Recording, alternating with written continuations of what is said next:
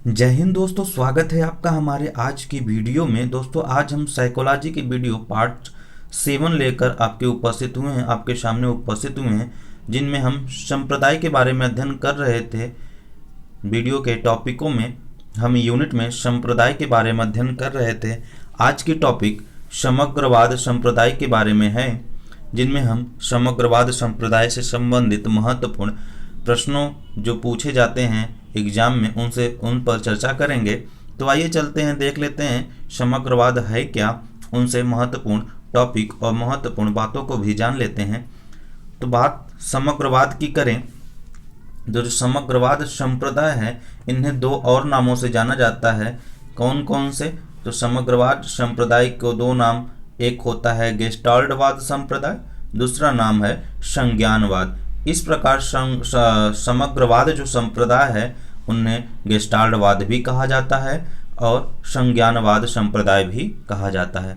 अब बात आती है इनके जो प्रवर्तक हैं कौन है। तो इनके जो प्रवर्तक मैक्स वर्दीमर को माना जाता है। किसको माना जाता है दोस्तों? जनक मैक्स वर्दीमर को। जनक कहिए चाहे प्रवर्तक कहिए, इन दोनों बातों को किसको माना जाता है? मैक्स वर्दीमर को। अब बात आती है इनके जो समर्थक थे, मैक्स वर्दीमर के जो समर्थक थे कौन कौन है।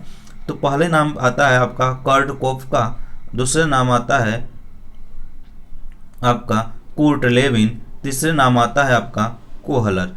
ये तीन मनोवैज्ञानिक जो मैक्स वर्दीमर अर्थात समग्रवाद संप्रदाय के समर्थक के रूप में माने जाते हैं।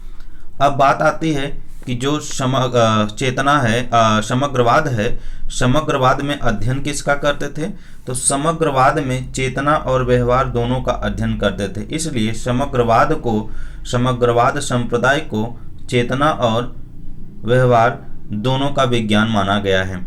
चेतना से अगर तात्पर्य देखा जाए तो चेतना क्या होता है? किसी व्यक्ति की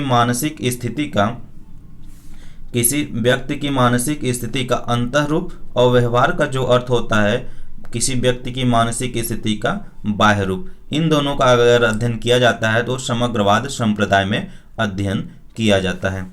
अब बात करते हैं समग्रवाद संप्रदाय अर्थात मैक्स वर्दीमर महत्व किसको दिए? तो महत्व संवेदना पर दिए। किस पे दिए? संवेदना पर दिए। और किस पे दिए? प्रत्यक्षीकरण पर दिए। और किस पे दिए? सूझ पर दिए। और किस पे दिए? अंतर्दृष्टि संज्ञान को दिए। फिर समस्या समाधान को दिए, बुद्धि को दिए, चिंतन को दिए। इस हिसाब से देखा जाए तो जो समग्रवाद है इन सभी टॉपिकों पर बहुत ही महत्व दिया है जो एक दूसरे से संबंधित हैं। और किस पे महत्व दिए? पूर्णता पर या समग्रता पर अध्ययन दिए। अभी बात करेंगे गेस्टाल्टवाद के बारे में। जो गेस्टाल्टवाद शब्द है उसका अर्थ ही क्या होता है? पूर्णकार होता है। उसका अर्थ ही क्या होता है? पूर्णकार होता है। अर्थात इस समग्रवाद में अर्थात गेस्टाल्टवाद में किसी विषय को पढ़ाने के लिए पूर्ण से अंश की ओर जाते हैं। किसी विषय को पढ़ाने के लिए पूर्ण से अंश की ओर जाते हैं। इस बात को नोट करिएगा कि समग्रवाद में किस बात को ध्यान देते हैं? तो पूर्ण से अंश की ओर ध्यान देते हैं। किस पर महत्व दिया गया? पूर्णता पर दिया गया या समग्रता के पूर्णकार पर अंश दिया गया। गेस्टाल्टवाद शब्द का जो अर्थ होता है वो पूर्णकार ही होता है। और किस पे महत्व दिया गया? संवेदना पर दिया गया, प्रत्यक्षीकरण पर दिया गया, सूझ पर दिया गया, अंतर्दृष्टि संज्ञान को दिया गया, समस्या समाधान को दिया गया, बुद्धि को दिया गया, चिंतन पर दिया गया। अब बात हमारी करते हैं, हमारे 5 ज्ञानेंद्रियां होती हैं। हमारी कितनी ज्ञानेंद्रियां होती हैं? 5 ज्ञानेंद्रियां होती हैं। इन 5 ज्ञानेंद्रियों में से जो हमें ज्ञान की प्राप्ति होती है हम उन्हें क्या कहते हैं? संवेदना कहते हैं। जो 5 ज्ञानेंद्रियां हमारी होती हैं, इस 5 ज्ञानेंद्रियों से हमें जो प्रथम ज्ञान प्राप्त होता है उन्हें हम क्या कहते हैं? संवेदना कहते हैं। अब संवेदना मतलब क्या होता है? संवेदना होगा तो उसका कुछ कार्य होगा। कौन बताया था? विलियम जेम्स ने बताया था। तो उसके लिए हमें प्रत्यक्षीकरण की आवश्यकता होगी। तो प्रत्यक्षीकरण में हमें 3 बातों की आवश्यकता होती है। प्रत्यक्षीकरण में हमें 3 बातों की आवश्यकता होती है। एक तो नाम होता है, दूसरा पहचान होता है, तीसरी व्याख्या। जैसे हम किसी व्यक्ति को किसी चीज़ को देखते हैं तो उसका पहले नामकरण करते हैं कि ये चीज़ है, उसके बाद उसकी पहचान करते हैं, फिर उसकी व्याख्या करते हैं। जैसे आपको एक मिठाई खिला दिया जाए, काजू का मिठाई खिला दिया जाए, तो आप खाते ही क्या कहेंगे, यह मिठाई है। कैसे पता चला आपको, पहचाना उसकी क्या है, मिठास थी। फिर उसमें बताएंगे, आपको खाते समय आपको काजू मिला होगा तो आप बताएंगे कि इसमें काजू है। अब इस सभी चीज़ों को जान लेंगे, पहचान लेंगे, तो जब उसकी आपसे पूछा जाएगा ये किस चीज़ की मिठाई है, ये क्या चीज़ आपने खाया, कहेंगे आप मिठाई खाए हैं। कौन सी मिठाई, काजू वाली मिठाई खाए हैं। इसके बाद आता है प्रत्यक्षीकरण। हमारे अंदर किसका निर्माण कर, जब हम इन सभी चीज़ों को जान लेते हैं, सभी चीज़ों को पहचान लेते हैं, उसकी व्याख्या कर लेते हैं, तो हमारे अंदर एक निर्माण होता है, सूझ का निर्माण होता है। किसका निर्माण होता है दोस्तों, सूझ का निर्माण होता है। उसके बाद सूझ से हमारे दिमाग में एक संज्ञान की प्राप्ति होती है, एक संज्ञान का निर्माण होता है, जिससे हम समस्या का समाधान कर लेते हैं, समस्या का समाधान कर लेते हैं। एक संज्ञान का निर्माण होता है जिससे हम समस्या का समाधान कर लेते हैं। समस्या का समाधान करना ही क्या होता है, आपका अधिगम कहलाता है। ठीक है, देख लीजिए, फिर से देख लीजिए, बहुत ही अच्छी टॉपिक है। हमारे पास कितनी ज्ञानेंद्रियां हैं, 5। इस 5 ज्ञानेंद्रियां हमें, जो ज्ञानेंद्रियों से जो हमें प्रथम ज्ञान प्राप्त होती है उन्हें संवेदना कहते हैं। संवेदना का कुछ न कुछ कार्य होता है जिसका हम प्रत्यक्षीकरण के रूप में मानते हैं। प्रत्यक्षीकरण में हमें 3 बातों की आवश्यकता होती है, नाम, पहचान और व्याख्या।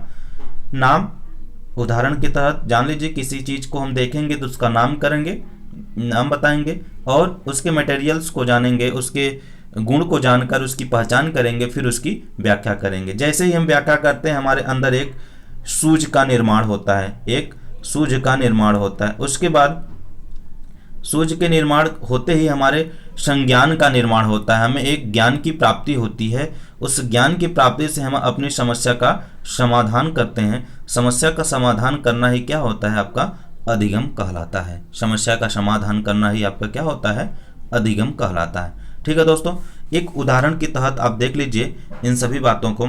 जैसे आप चारपाई पर सोए हुए हैं और आपके ऊपर एक जानवर गिरा, वह जानवर इस टेढ़े मेढ़े से चल रहा था। आपके शरीर पर, आपके पेट पर, आपके पीठ पर ये एक जानवर गिरा जो इस तरह से चल रहा था।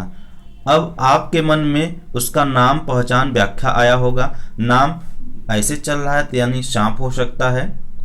उसके बाद इसका नाम हो गया। पहचान, अब पहचान क्या करेंगे, अगर हम इसको, ये बहुत जहरीला होगा, अगर हम इसको डिस्टर्ब करेंगे काट लेगा और मर भी सकते हैं। ये अब इसकी पहचान हो गई कि ये जहरीला होगा, सांप है।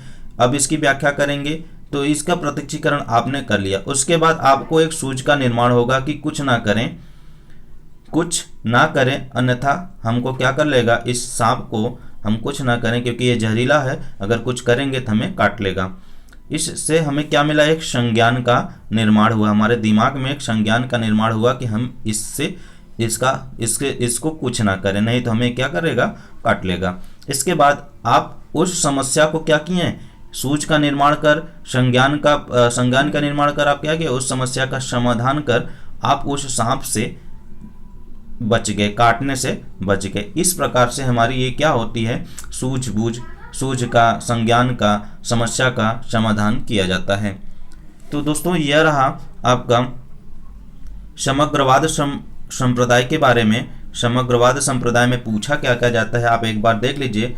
उनके जनक अथवा उनके प्रवर्तक, उनके समर्थकों के बारे में पूछा जाता है। समग्रवाद में अध्ययन किसका किया जाता है, उसके बाद किस पर महत्व दिया जाता है।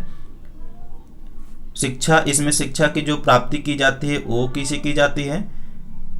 प्रत्यक्षीकरण में किन बातों को ध्यान दिया जाता है, प्रत्यक्षीकरण से हमें क्या मिलता है, चेतना का क्या अर्थ होता है, व्यवहार का क्या अर्थ होता है।